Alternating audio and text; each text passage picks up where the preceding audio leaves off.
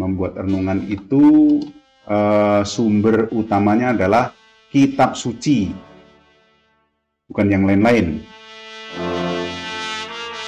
Dan itu adalah spesialisasi kita sebagai seorang yang hidup, memilih jalan hidup sebagai religius misioner. Apalagi nama dari serikat kita itu namanya adalah apa ya? Serikat Sabda Allah. Nah, di dalam kapitel general yang terakhir itu ada satu semboyan yang mengatakan our name is our mission. Nama kita itulah misi kita. Dan mau tidak mau, nama serikat kita itu membawa konsekuensi bahwa kita memiliki spesialisasi di dalam Sabda Allah. Dan Sabda Allah itu ya atau realnya adalah teks kitab suci.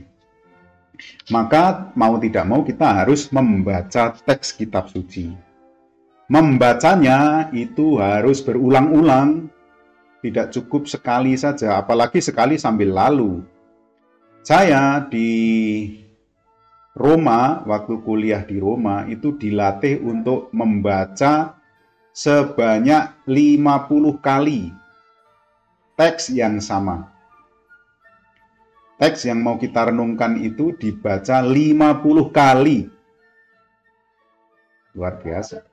50 kali. Bagaimana? Justru semakin dibaca, semakin kita memahami apa itu maksudnya. Dosen saya mengatakan, kalau sudah 50 kali membaca, maka ketika membaca lagi, yaitu yang ke-51 kali, akan muncul itu inspirasi banyak sekali. Setelah 51. Membaca ke-51-nya itu muncul inspirasi yang tidak kita tidak duga. Jadi banyak hal yang selalu baru karena sabda Tuhan itu adalah sabda yang hidup. Begitu. Kita perlu membaca berulang-ulang. Setelah membaca, lalu kita juga perlu mempelajari. Apanya yang dipelajari? Yang dipelajari ada dua macam ya, yaitu ya nanti aja. Yang jelas, setelah kita mempelajari, kita akan menangkap apa yang disebut pesan tekstual. Jadi dari teks itu pesannya apa? Itu kita peroleh ketika kita mempelajari. Nah, yang sering terjadi, kita belum mempelajari, baru membaca sepintas langsung menyimpulkan pesan teksnya. Tak bisa. Jadi, baca, pelajari, baru muncul pesan teksnya. Dan pesan teks itu semacam terang. Ya. Itu digambarkan bola lampu, ya. Pijar-pijar. Atau kalau dalam perumpamaan Injilnya itu dikatakan sebagai mutiara-mutiara. Biasanya kan diumpamakan sabda Tuhan itu atau kerajaan Allah itu seperti mutiara yang terpendam. Nah, untuk mendapatkan mutiara terpendam itu, orang mencari, setelah dapat, menjual semua yang dimiliki, kemudian membeli ladang itu, dan mendapatkan mutiara itu, lalu menggali itulah mempelajari. Setelah pesan teksnya kita dapat, berikutnya apa? Betul sekali. Kali ini saya acungi jempol. Luar biasa. Jadi mempelajari teks yang pertama, tetapi mempelajari pendengarnya juga penting sekali. Jadi kita akan mengaitkan pesan teks dengan pendengarnya. Pendengarnya itu jenis apa? Apakah pendengarnya itu anak-anak? Kalau anak-anak perlu apa? Apakah pendengarnya para suster? Kalau para suster perlu apa? Apakah pendengarnya itu orang tua-tua? Kalau orang tua-tua perlu apa? Apakah pendengarnya itu anak-anak muda? Kalau anak-anak muda perlu apa? Di sini ya mempelajari pendengarnya. Setelah mempelajari pendengarnya, apalagi yang mesti kita buat? Ya, tepat sekali. Menemukan tema renungan atau pesan untuk renungannya itu. Ini tahap berikutnya.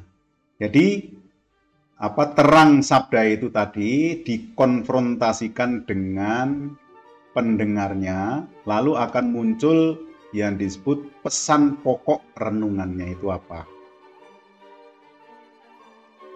Setelah pesan pokok renungannya kita dapat, lalu merumuskan tujuannya apa, tujuan renungan itu apa. Seperti anak panah yang dilepaskan itu, menuju kemana, fokusnya itu kemana. Setelah tujuannya kita peroleh, lalu kita membuat kerangka, memilih gaya renungannya itu apa. Ada tiga macam gaya renungan, yaitu gaya renungan induktif, gaya renungan deduktif, dan gaya renungan campuran, deduktif dan induktif digabung. Deduktif itu apa? Deduktif itu dari yang umum, lalu yang khusus gitu. Kalau induktif itu dari yang khusus menuju kepada kesimpulan umum. Kalau yang campuran, ya terserah. Ada yang umum, lalu khusus lagi, umum lagi. Atau umum dulu, atau khusus dulu, baru umum, lalu ke khusus lagi. Deduktif itu dari umum ke khusus. Misalnya begini. Manusia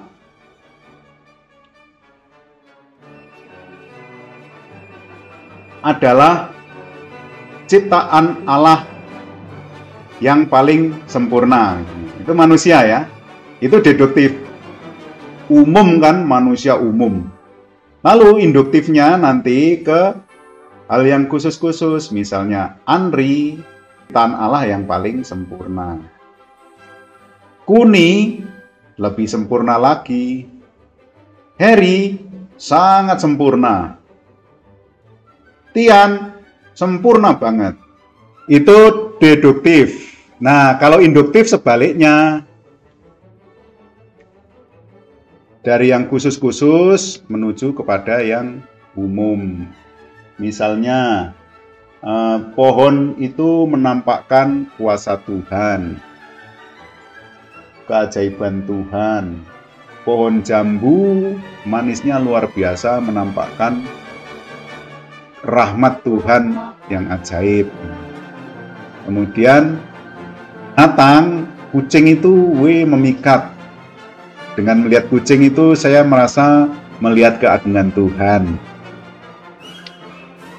Kemudian melihat ini kuni, itu saya melihat keagungan Tuhan.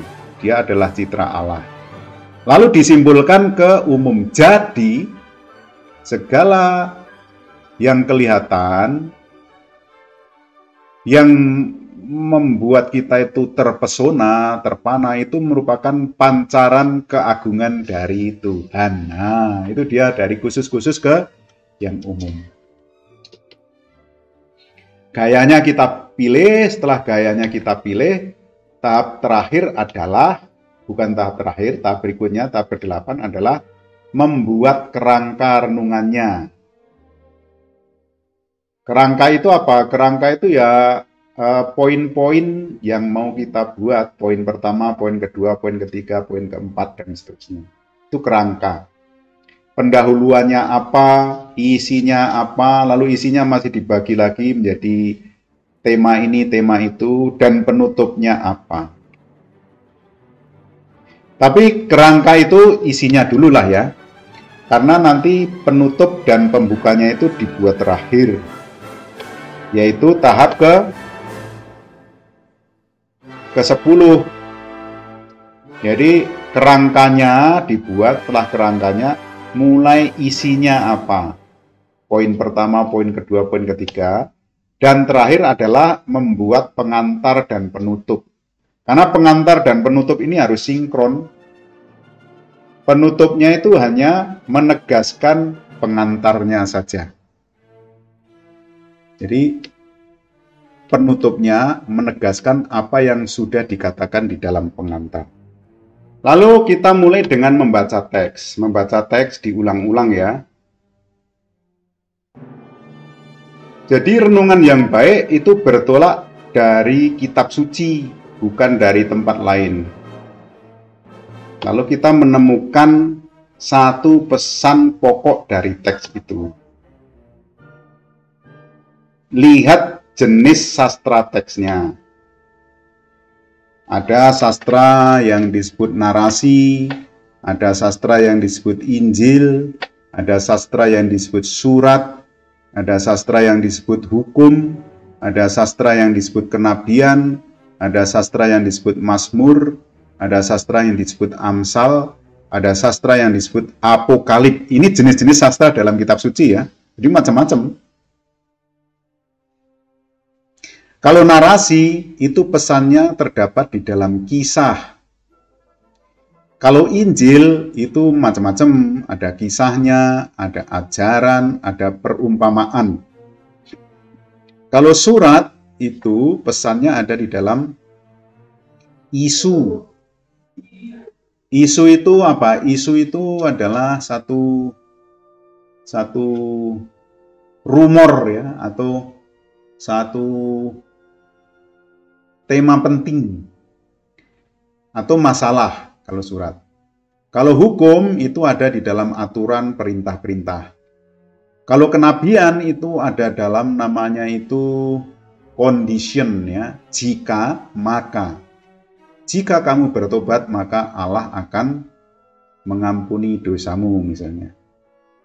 Kalau Mazmur itu ada di dalam rima ide ya, paralelisme. Kalau Amsal itu ada di dalam kebijakan yang ada di sana. Mazmur juga kadang-kadang ada dalam kebijakan. Lalu apokaliptik itu pesannya di dalam penglihatan. Di dalam kitab suci ada dua yang menonjol gaya sastra apokaliptik itu. Yang pertama adalah kitab Daniel. Yang kedua adalah kitab Wahyu. Itu berasal dari penglihatan. Kitab Daniel terutama bab 7 sampai dengan bab 12 itu penglihatan. Tapi kalau bab 1 sampai dengan bab 6 itu masih berupa kisah.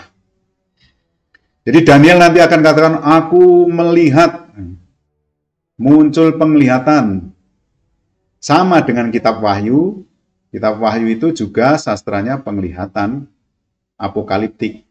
Misalnya ini ya, Mazmur 1, Mazmur 2, itu jenis judulnya tidak ada, pemazmurnya tidak ada, tapi jenis mazmurnya ada, namanya puisi kebijaksanaan. Lalu Mazmur 2 itu Mazmur mesianis atau kerajaan.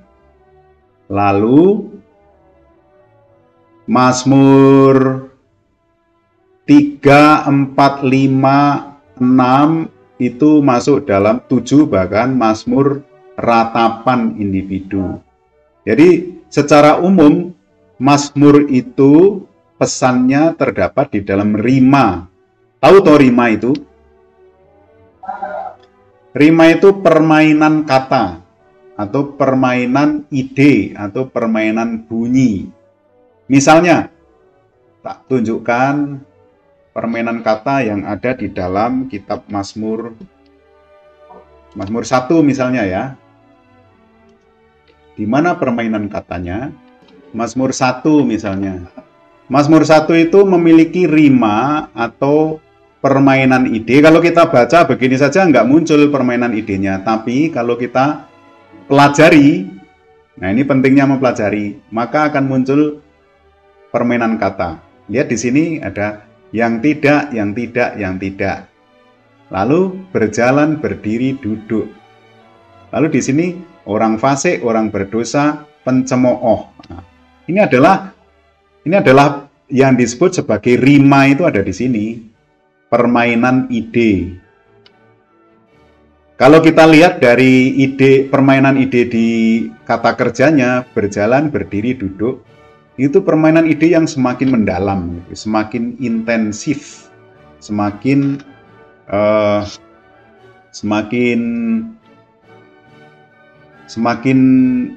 ya pokoknya intensif, mendalam. Kalau berjalan itu kan sambil lalu. Kalau sudah berdiri itu sudah mulai agak serius. Kalau duduk itu sangat serius. Kalian kalau berbicara hal-hal yang serius pasti sambil duduk. Rapat misalnya, pertemuan komunitas misalnya. Tapi kalau tidak terlalu serius bisa sambil berdiri. Tidak serius lagi sambil jalan gitu. Yang tidak, berjalan, berdiri, duduk. Ini adalah rima. Ini adalah Mazmur ya. Mazmur 1 yang adalah Mazmur kebijaksanaan. Mengapa Mazmur 1 disebut Mazmur kebijaksanaan? Karena ada kata-kata jalan orang benar. Dan oleh karena itu disebut sebagai Mazmur kebijaksanaan. Karena apa? Karena merupakan bagaimana siasat manusia atau strategi manusia untuk bertahan di dalam hidupnya yang penuh dengan persoalan. Mazmur itu biasanya menjadi tanggapan dari manusia. Karena apa? Mazmur itu masuk dalam kitab kebijaksanaan. Kitab kebijaksanaan itu artinya apa? Kitab kebijaksanaan itu berangkat dari manusia. Manusia mengatasi hidupnya. Gitu. Nah, Mazmur itu merupakan satu strategi manusia mengatasi hidupnya, hidup beriman maksudnya. Dalam suka dan duka bagaimana dia masih tetap bisa menghayati imannya. Kalau sedih maka dihayati dalam ratapan-ratapan. Kalau gembira dihayati dengan pujian-pujian. Kalau bahaya maka dihayati dengan permohonan-permohonan. Kalau menghadapi orang jahat, maka dihayati dengan berdoa mohon pertolongan, misalnya begitu. Makanya disebut Mazmur tanggapan. Jadi kalau kita mau membuat renungan bertolak dari kitab Mazmur, itu namanya renungan dari pihak manusia. Wartanya adalah sikap manusia untuk menanggapi kebijaksanaan Tuhan. Itu. Tapi kalau ngambilnya dari nabi itu berarti warta tentang sikap Allah atau kebijaksanaan dari Allah. Jadi ketika kita membaca teks kitab suci mesti lalu melihat sastranya apa? Apa narasi, apa Injil, apa surat, apa hukum, kenabian, Mazmur, Amsal, Apokalip. Nah, renungan di gereja-gereja paling tepat kalau selalu bertolak dari Injil. Mengapa dari Injil? Karena Injil adalah kepenuhan sabda Tuhan. Mengapa kepenuhan sabda Tuhan?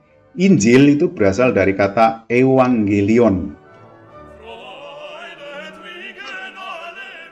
Evangelion itu adalah satu kata dari bahasa Yunani, eu artinya baik, angelion itu artinya kabar. Jadi Injil itu artinya kabar baik atau kabar sukacita. Makanya diterjemahkan ke dalam bahasa Inggris itu the good news. Kata Injil itu adalah kata Arab yang berasal dari kata evangelion bahasa Yunaninya. Sedangkan kalau mau diterjemahkan lurus-lurus ya, kabar gembira. Siapa kabar gembira itu? Yesus. Dan yang disebut Injil itu adalah kisah, ajaran, dan perumpamaan Yesus. Mulai dari kisah kanak-kanak sampai kisah sengsara, lalu ajaran-ajarannya ada khotbah di bukit, ada kisah mukjizat-mukjizat, lalu ada perumpamaan-perumpamaan, itu semuanya sumbernya dari Yesus. Dan Yesus itu adalah Allah yang menjadi manusia. Yesus adalah puncak dari rencana keselamatan Allah yang sudah direncanakan sejak manusia jatuh dalam dosa. Sejak manusia Adam dan Hawa berdosa, Tuhan merencanakan untuk menebus dosa itu. Tuhan merencanakan untuk menyelamatkan.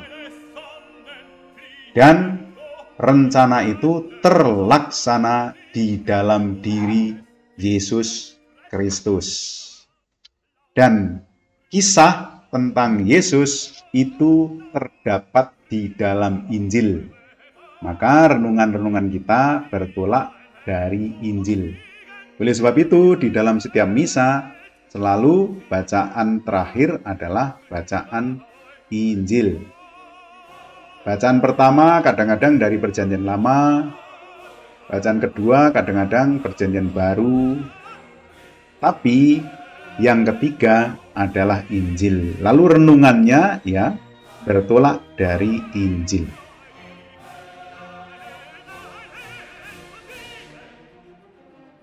Do you get the point? Did you get the point? Yes, of course. Good. Kita lanjut. Ini adalah membaca teks ya. Membaca perlu memperhatikan sastranya.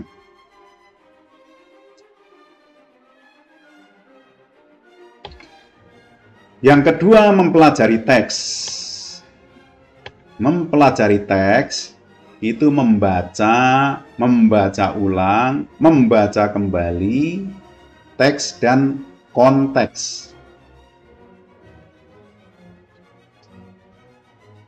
Pertama-tama membaca untuk diri sendiri, kemudian membaca untuk persiapan renungan. Kata lain untuk mempelajari teks itu adalah menafsirkan teks. Untuk menafsirkan itu,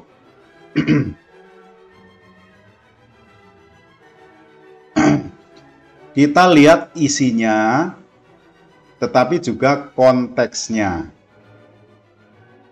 Isinya itu bisa arti katanya, bisa bahasanya, lalu konteksnya itu konteks literatur dan konteks sejarah. Konteks literatur itu maksudnya apa? Konteks literatur itu ya tulisan-tulisan yang ada di dalam kitab suci itu sendiri maupun di luar kitab suci. Lalu konteks sejarah itu apa? Kalau di situ disebutkan misalnya ada tokoh sejarah, maka kita perlu tahu tokoh itu kisahnya bagaimana. Sedangkan arti kata dan bahasa itu setiap kata yang terucap itu kan memiliki makna toh.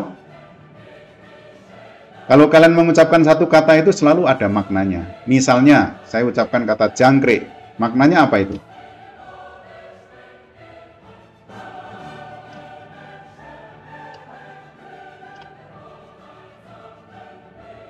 Jangkrik itu kalau di Jawa Tengah itu artinya binatang yang enak digoreng, disambal. Tapi kalau di Jawa Timur itu bisa bermakna kemarahan, kejengkelan, dan umpatan. Itu arti kata. Jadi arti kata itu bisa dibedakan jadi arti konotasi dan arti denotasi. Ya. Denotasi itu arti sebenarnya. Konotasi itu arti kiasan, bisa kiasan ya. Kalau pohon ara itu arti denotasinya adalah pohon yang daunnya kita tahu, buahnya manis, ada denovisiat, hijau warnanya. Nah itu denotasi. Tapi bisa juga berarti arti konotasi. Lalu ditambah lagi bahasanya lagi, ini bahasa puisi atau bahasa narasi. Sarananya apa? Sarananya untuk melakukan penafsiran ini adalah buku tafsiran para ahli, kamus Alkitab, ensiklopedi Alkitab. Lalu menemukan pesan.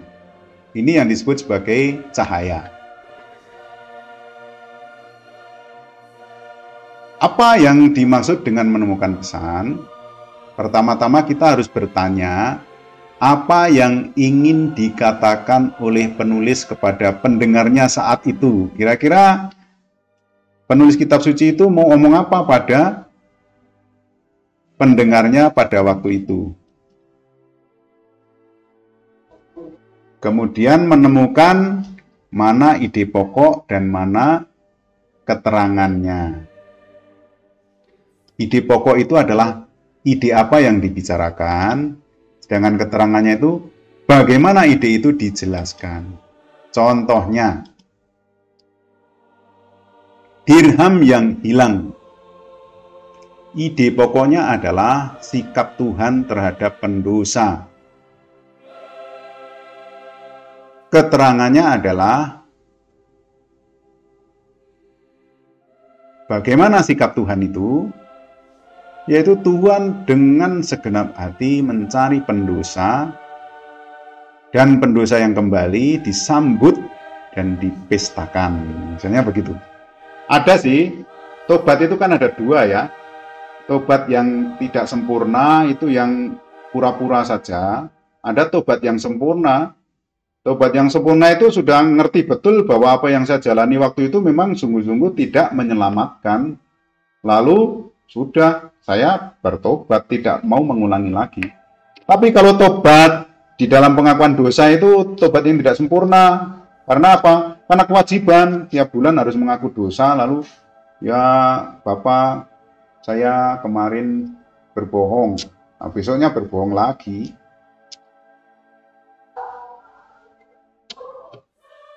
Bapak, kemarin saya membuli Ari. Nah, besoknya membuli semua orang lagi, bukan hanya Ari. Itu tobat yang tidak sempurna. Tobat yang sempurna itu contohnya apa? Paulus, itu tobat yang sempurna. Dari menganiaya jemaat menjadi pewarta Injil. Itu tobat sempurna dan tidak akan ditarik lagi.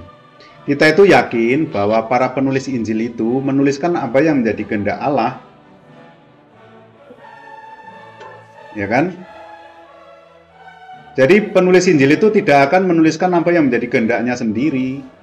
Dia hanya menuliskan apa yang dikehendaki oleh Allah. Dan dari mana dia tahu bahwa itu kehendak Allah? Dari kitab suci, dari tradisi, dari komunitas gitu. Dan juga dari pengakuan umum bahwa Allah itu menghendaki yang seperti itu. Lalu dia tuliskan karena yakin betul bahwa itulah yang menjadi kehendak Allah. Kalau Matius itu kan dia adalah muridnya Yesus, rasulnya Yesus. Jadi dia akan menuliskan apa yang dikatakan oleh Yesus atau semua peristiwa yang berkaitan dengan kesaksian apa yang dia lihat dari pengalaman bersama dengan Yesus. Itu Matius ya. Kalau Lukas itu bukan muridnya Yesus. Lukas itu muridnya Paulus dan muridnya Petrus. Tapi Lukas itu seorang ilmuwan atau orang sejarawan. Dia adalah seorang dokter. Lalu yang dia tuliskan itu adalah semua yang dia himpun, dia kumpulkan dari para saksi mata dan dari tulisan-tulisan yang sudah ada, yaitu para pelayan firman. Lalu dia kumpulkan jadi satu, dirumuskan lagi secara lebih urut sistematis menjadi satu Injil, yaitu Injil Lukas. Bahkan nanti diteruskan dengan kisah para rasul, itu juga ditulis oleh Lukas. Efesus bab 1 ayat 3 sampai 10. Ide pokoknya adalah pujian kepada Tuhan, karena memang Paulus itu memuji Tuhan. Lalu keterangannya, Tuhan memberikan segala berkat rohani kepada kita dalam Kristus. Maka pesan teksnya bisa kita katakan, kita memuji Tuhan karena Dia telah memberikan segala berkat rohani kita dalam Kristus. Jadi sebenarnya apa yang kita lakukan itu merupakan tanggapan atas kasih Allah kepada kita. PR-nya bagi kita adalah mengalami kasih Allah itu. Nah, sekarang PR bagi para pembuat renungan, ya, kita ini menyadarkan bahwa kasih Allah itu atau berkat Allah itu sudah kita terima. Yang sering terjadi, kita itu tidak merasakan kasih itu. Nah, lalu pembuat renungan itu adalah orang yang sudah menyadari kasih di dalam dirinya, kasih Allah itu. Kemudian menularkan kesadaran itu, membagi kesadaran itu agar orang lain juga mengalami kesadaran yang sama. Lalu tahap berikutnya adalah menghubungkan pesan teks dengan pendengarnya. Jadi pertama-tama adalah menafsirkan audiens. Kalau tadi menafsirkan teks, sekarang menafsirkan pendengarnya atau audiensnya itu. Apakah kiranya audiens itu bisa menerima pesan teks itu? Artinya, kebenarannya, implikasinya. Maksudnya ngerti nggak ini? Misalnya gini, pesan teksnya tadi apa ini? Pesan teksnya itu, kita memuji Tuhan karena Dia telah memberikan segala berkat rohani kepada kita dalam Kristus. Apakah audiens bisa mengerti itu artinya? Nah, apakah audiens menyetujui itu, membenarkan itu? Apakah audiens kira-kira bisa menerima implikasinya? Gitu. Implikasi itu apa? Setelah mendengarkan itu, apa tindak lanjutnya? Gitu. Kalau saya berbicara di antara orang-orang yang belajar hukum, lalu saya berbicara tentang penebusan. Nah, itu akan mengena pada orang-orang yang belajar hukum. Artinya apa ditebus itu, kebenarannya penebusan itu gimana, lalu implikasinya itu bagaimana, itu jelas. Karena orang yang belajar hukum nanti akan mengerti orang yang bersalah itu harus dihukum. Itu baru adil namanya. Tapi dia bisa keluar dari hukuman itu kalau ditebus gitu. Nah, implikasi dari penebusannya itu apa? Mungkin dia menjadi justice kolaborator gitu. Jadi bekerja sama dengan pengadilan untuk mengungkap kejahatan yang lebih besar, misalnya seperti itu. Lalu mengambil pesan pokok atau prinsipil dari teks itu. Teksnya disesuaikan dengan audiensnya, lalu pesan pokoknya diambil. Pesan pokok itu adalah pesan yang relevan dengan pendengarnya. Misalnya ya, aksi puasa pembangunan ya, APP. Semakin beriman, semakin solider. Itu temanya. Nah, relevan nggak dengan audiens? Kebetulan audiensnya itu adalah orang-orang kaya yang beriman. Lalu kebetulan di sekitarnya itu banyak orang yang miskin, maka itu sangat relevan. Kita mesti solider dengan orang-orang yang masih kekurangan itu. Kemudian implikasinya nanti adalah berbagi, misalnya begitu.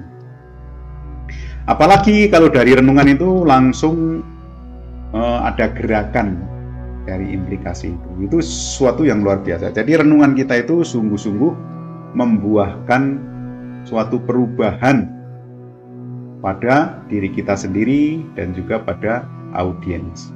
Time is over. Oke, kalau begitu kita sampai pada tahap kelima ya. Kita akan lanjut lagi nanti. Tahap kelima itu adalah pesan pokok renungan. Kita tutup dengan doa kemuliaan ya.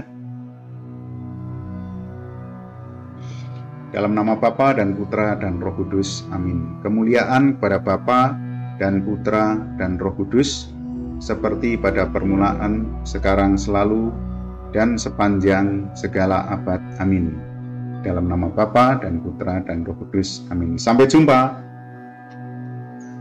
Sama-sama.